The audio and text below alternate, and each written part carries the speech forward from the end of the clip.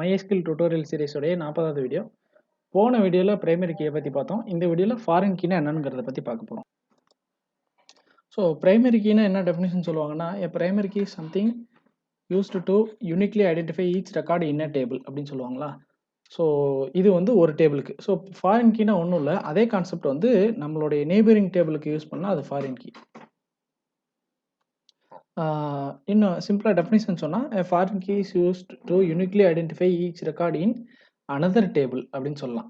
அதாவது இப்போ வந்து நம்மக்கிட்ட வந்து கான்டாக்ட் நியூன்னு சொல்லி ஒரு டேபிள் இருக்கு. அதில் வந்து ஒரு 2 ரெக்கார்ட் இருக்கு. இன்னும் ஒன்று ஆட் பண்ணிக்குவோம்.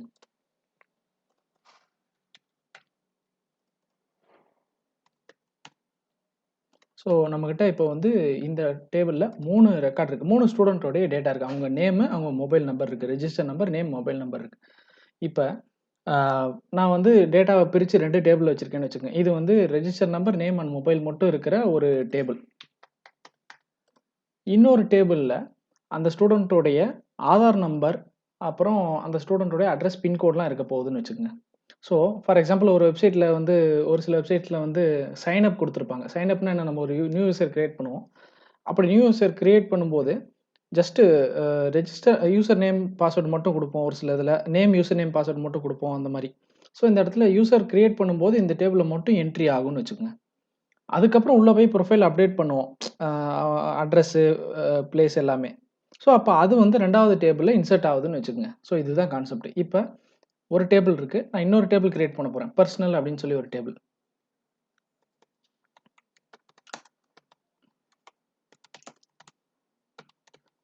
Personal, contact personal. அதில் வந்து ஃபஸ்ட்டு காலம் என்னவா இருக்குன்னா ரெஜிஸ்டர் தான்.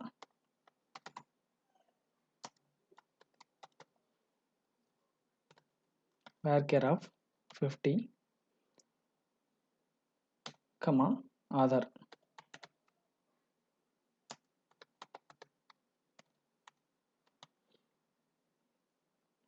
கமா பின்கோட்னு வச்சுக்கோங்க, இன்டீஜர்.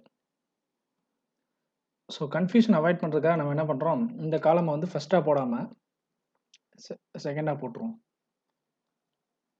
ரைட். இப்போ இந்த டேபிளை பொறுத்த வரைக்கும் ஆதார் அப்படிங்கிறது தான் வந்து பிரைமரி கீன்னு வச்சுங்க.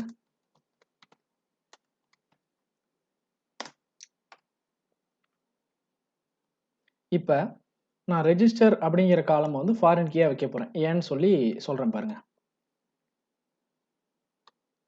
இப்போ ஒரு நியூ யூசர் கிரியேட் பண்ணோடனே, இல்லை ஒரு ஸ்டூடெண்ட் கிரியேட் பண்ணோடனே அவனுக்கு வந்து register number, name, mobile number வாங்கி வச்சுக்கிறோம். அந்த அந்த ஸ்டூடெண்ட்டோடைய டேட்டாலாம் என்ட்ரு பண்ணிடுறோம். இப்போ நான் இன்னொரு டேபிள் கிரியேட் பண்ணுறேன்னு சொன்னேன்ல, இந்த பர்சன் கான்டாக்ட் பர்சனல் அப்படிங்கிற டேபிளில் இதில் இல்லாத ஒரு வேல்யூ நான் என்ட்ரு பண்ணிட்டேன்னா என்ன ஆகுதுன்னு யோசிச்சு பாருங்கள். ஸோ ரெஜிஸ்டர் நம்பர் வந்து 111, 112, 113 வரைக்கும் இருக்குது. நான் இந்த 3 வேல்யூ தவிர இது 3 இல்லாமல் வேற ஒரு வேல்யூவில் வந்து இந்த இதை போட்டுட்டேன்னா என்ன ஆகுன்னு பார்த்தீங்கன்னா, மெயின் டேபிளில் ஒரு வேல்யூ இல்லாத ஒரு வேல்யூ இதில் இருக்கும். ஸோ இந்த இடத்துல கான்ஃப்ளிக்ட் வரும். ஸோ இது ஒரு செனாரியோ. அப்போ நான் வந்து ரெஜிஸ்டர் நம்பர், அதாவது இந்த டேபிளில் ஒரு வேல்யூ இன்சர்ட் பண்ணணும்னா இந்த டேபிளில் இருக்க வேல்யூவில், அதாவது இன்சர்ட் பண்ணக்கூடிய வேல்யூவில் டைப் பண்ணக்கூடிய ரெஜிஸ்டர் நம்பர் இந்த டேபிளில் இருந்திருக்கணும். அப்படி இருந்திருக்கணும்னா இந்த டேபிளில் இருக்கிற ரெஜிஸ்டர் அப்படிங்கிற காலமையும் இந்த டேபிளில் இருக்கிற ரெஜிஸ்டர் அப்படிங்கிற காலமையும் ஃபாரின் கீ மூலமா லிங்க் பண்ண போகிறோம். Foreign key of register references, அதாவது இந்த டேபிளில் இருக்க ரெஜிஸ்டர், இந்த கரண்ட் டேபிளில் இருக்க ரெஜிஸ்டர் அப்படிங்கிற காலம் ஃபாரின் கீ எந்த டேபிளை ரெஃபர் பண்ண போகிறோம், ரெஃபரன்சஸ். டேபிள் நேம் என்ன, அந்த original table contact underscore new of register, அதாவது அந்த டேபிளில் இருக்க ரெஜிஸ்டரை வந்து ரெஃபர் பண்ண போகிறோம். ஸோ அந்த டேபிளில் ரெஜிஸ்டர் வந்து பிரைமரி கீயாக இருக்குது, அதே ரெஜிஸ்டருங்கிற காலம் இதில் ஃபாரின் கீயாக இருக்குது. இப்போ அந்த டேபிள் நான் கிரியேட் பண்ண போகிறேன்.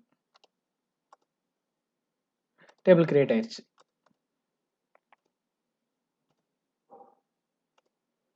இப்போ இந்த சிம்பிள் பார்த்தீங்களா, 2 டேபிளுக்கு நடுவில் கோடு போட்ட மாதிரி ஒரு ஐக்கான் இருக்கு. இதுதான் என்னன்னா, இது பிரைமரி கீ இந்த டேபிளுக்கு, அண்ட் இது வந்து இன்னொரு டேபிள்ல பிரைமரி கீயா இருக்கிற ஒரு காலம் அத வந்து இங்க ஃபாரின் கீயா ரெஃபர் பண்ணியிருக்கோம் அப்படின்னு அர்த்தம். அப்ப இப்ப நான் ஒரு வேல்யூ இன்சர்ட் பண்றேன்னு வச்சுக்கங்க.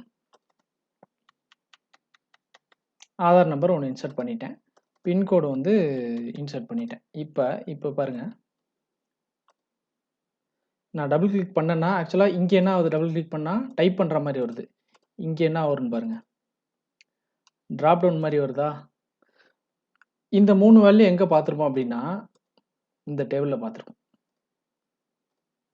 which means இந்த காலம் வந்து இந்த காலம் வந்து பிரைமரி கீ.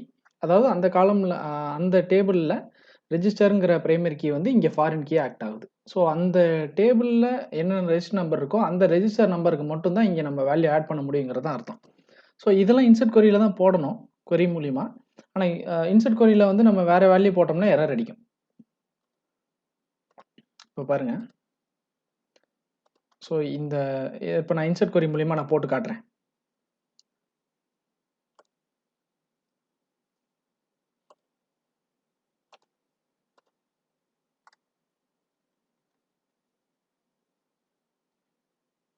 இந்த இடத்துல அந்த ஃபர்ஸ்ட் டேபிள் இல்லாத ஒரு வேல்யூ போடுறோம் பாருங்க. 9999 இந்த வேல்யூ ஃபர்ஸ்ட் டேபிள்ல இல்லாத ஒரு வேல்யூ. 1111, 1112, 1113 தான் இருக்கு. நான் என்ன பண்றேன் 9999 ஒரு வேல்யூ போட்டு இன்சர்ட் பண்றேன்.